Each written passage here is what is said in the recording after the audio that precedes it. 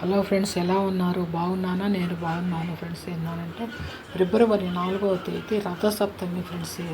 7:56కి పెడుతుంది.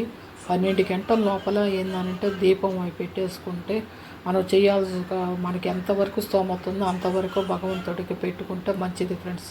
12 లోపల అని చెప్పానంటే బాగుంటుంది. కొంతమంది ఏంటంటే ఆ సూర్య భగవానుడికి ఎదురుగానే పొంగిస్తారు ఫ్రెండ్స్. మామూలుగా అట్లా వీలు లేని వాళ్ళు ఇంట్లోనే మామూలుగా స్టవ్ మీద పొంగల్ అవి పెట్టేసుకొని ఆ సూర్యుడికి ఎదురుగా చిక్కుడు ఆకుల్లో పెట్టి నైవేద్యం పెడతారు కొంతమంది ఫ్రెండ్స్.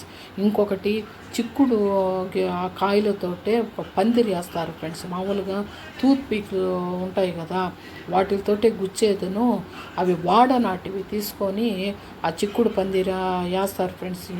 ఇంకోటి 7 జిల్లేడు ఆకులైనా 7 చిక్కుడు ఆకులతో అయినా కూడా ఆ తల మీద భుజాల మీద అట్లా పెట్టుకొని స్నానం చేస్తే మంచిది ఫ్రెండ్స్. ఈ రథసప్తమి ఆరోగ్య సప్తమి అని కూడా అంటారు ఫ్రెండ్స్.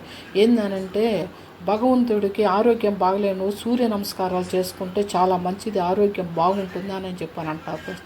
అందువల్ల ఏంటంటే దీనికి ఆరోగ్య సప్తమి అని కూడా అంటారు ఫ్రెండ్స్. ఏందనంటే ఇది మాఘమాసం శుక్లపక్షంలో వస్తుంది ఫ్రెండ్స్. ఏందనంటే మీరు కూడా ఏందనంటే ఆ సూర్య భగవానికి కృప కలగాలని నేను కోరుకుంటున్నాను.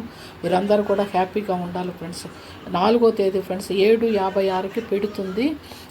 మళ్ళీ తెల్లారిన దాకా ఏందనంటే 5వ తేదీ ఏందని చెప్పానంటే 6 గంటలకి సూర్యోదయం కాబట్టి ఏందనంటే అంతవరకు లేదు ఫ్రెండ్స్. ఏందనంటే 4వ తేదీ పూర్తిగా ఉండేది 4వ తేదీ.